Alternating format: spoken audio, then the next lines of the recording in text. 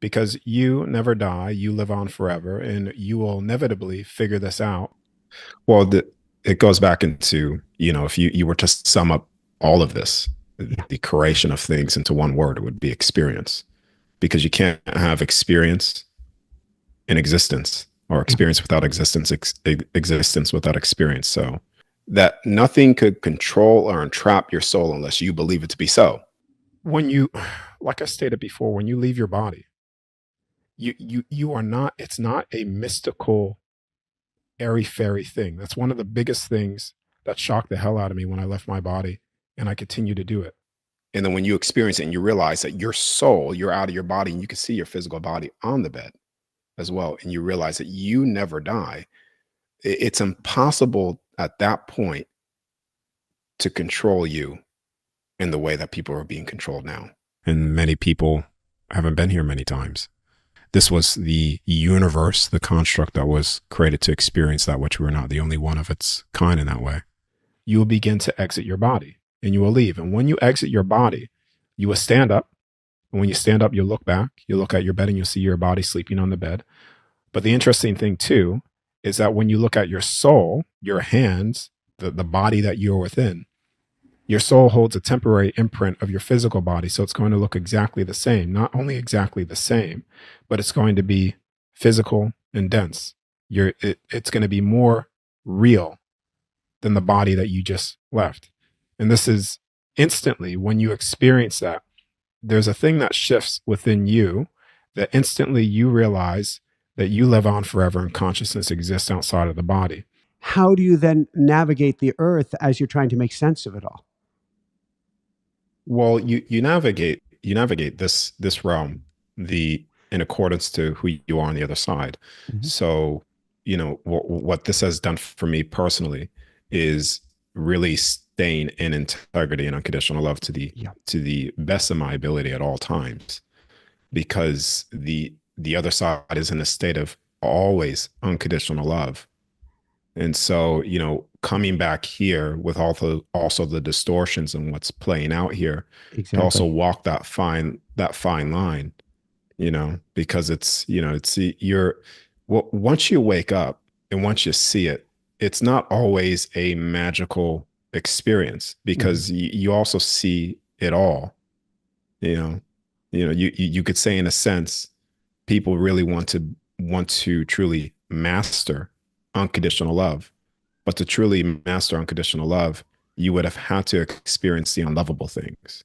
Mm-hmm. You see, that makes sense. So, and like I said before, a lot of the texts, a lot of the religions and stuff like that have truth, a lot of truth in them. Like I said before, not all is true. It's like a little bit of truth. You give them 20% truth and then 80% lie, lead them down a path of self-sabotage, all that stuff, right?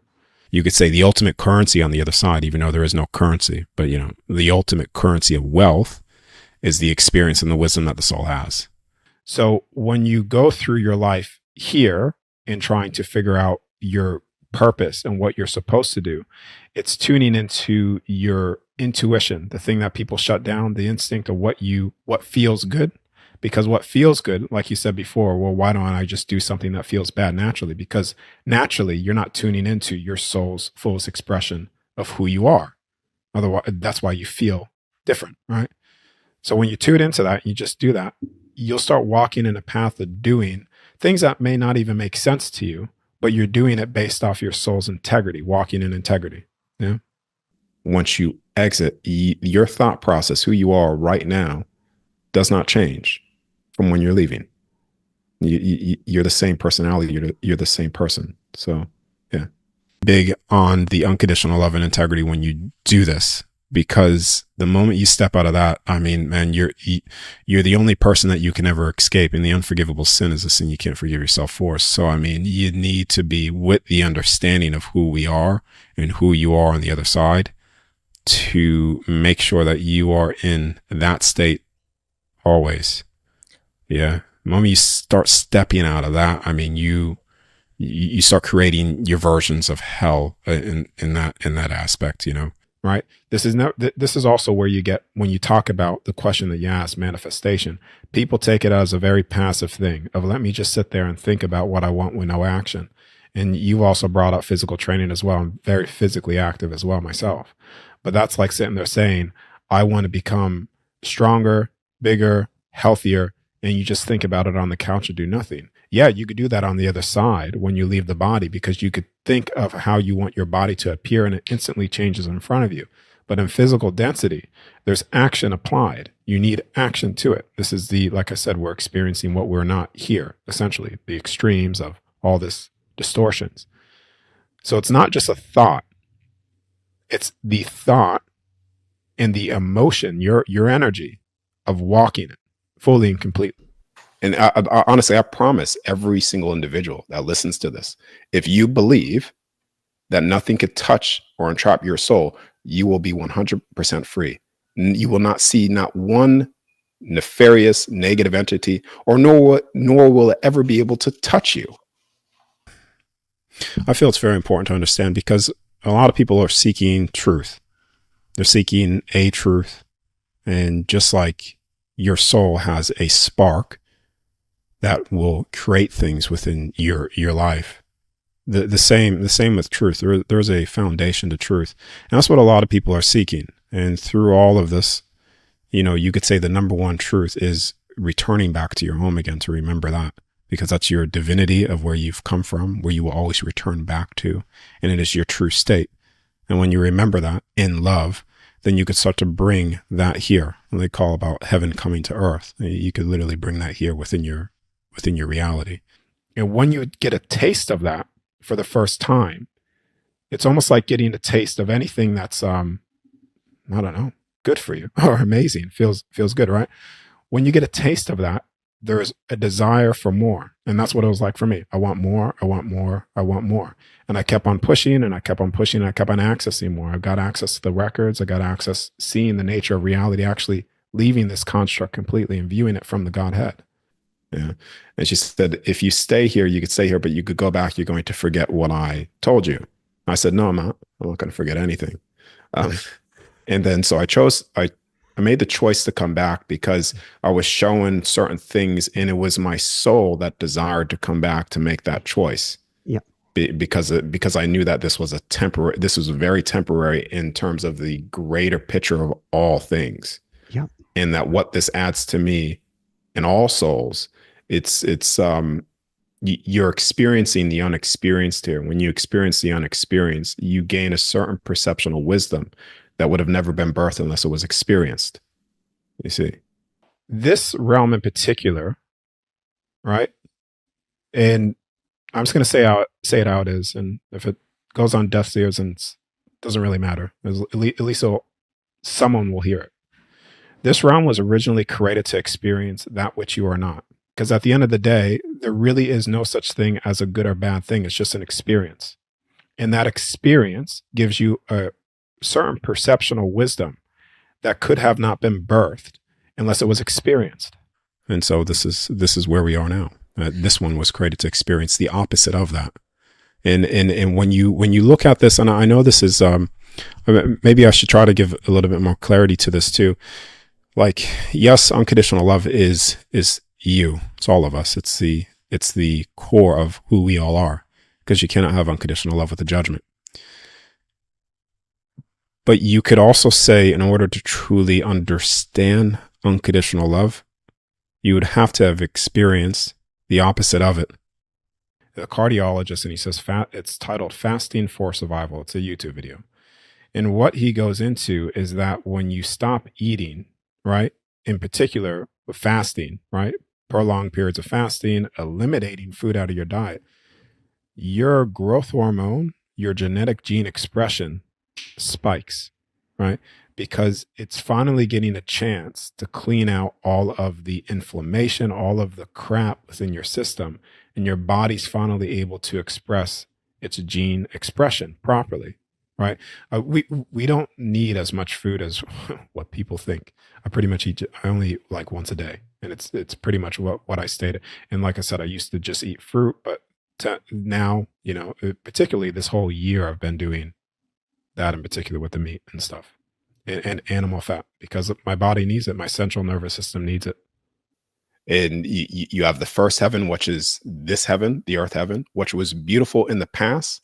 This is where you have all of the giant trees that were once here, all the giants, everything that's talked about biblically was all here.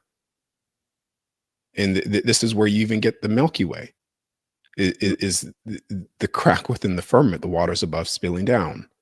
Yeah. Yeah. There were massive trees here before, massive structures here that were all destroyed. And you could say this is where you get Medusa, which is they're all putrefied. Yeah. Turned to stone. All of the histories here. Thoughts you, your thoughts never die, man. You're everything that you think right now is contained within your field. So people don't want to face themselves, and you can never escape yourself. You always have to face it, and you have to face it fearlessly, in a state of not being in fear, because nothing could touch the soul, nothing can entrap the soul unless you believe it to be so.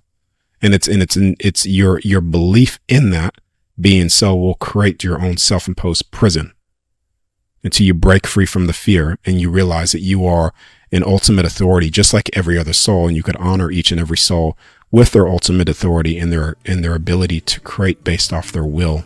Right, because your soul is connected through the central nervous system, the whole meridian system.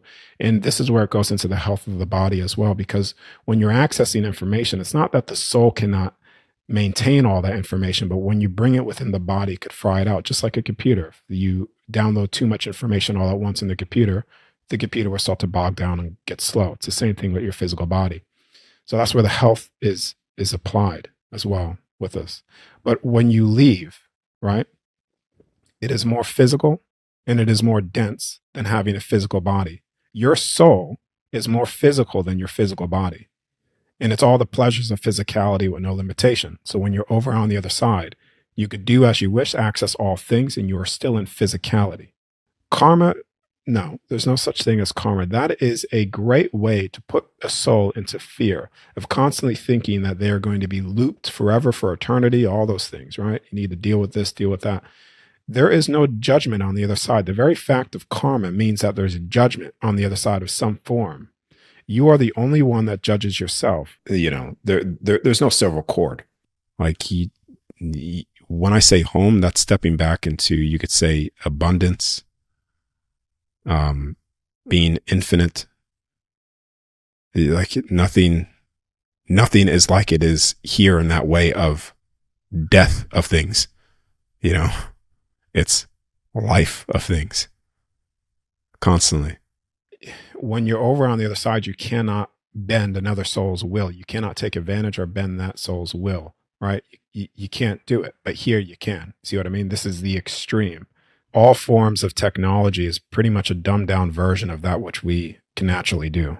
When people become too reliant, that's why I said the AI and stuff like that is a distraction. When people become too reliant on things outside of themselves, they stop focusing on themselves, right? The cells, themselves, and the everything they have access to. Because when you're constantly focused on something out here, you shut down the part of yourself, the natural intuition, the instincts, the call. You shut down that soul connection, right? And when you start to attune your field, your frequency, right, you will start to tap into the true nature, the true universe, who and what we really are, without using technology. But I think a lot of people have become so shut down. Their natural abilities have become so shut down. Why do you think there's so much fear here? Because fear is controlling the soul. What's the most important thing here is what they call the great work, which is waking people up to the other side. Because when they wake up to here, which is the eternal aspect of each soul, they wake up to everything, because everything's available to you when you start to wake up to the true nature of the true universe, of who you are, what we really are.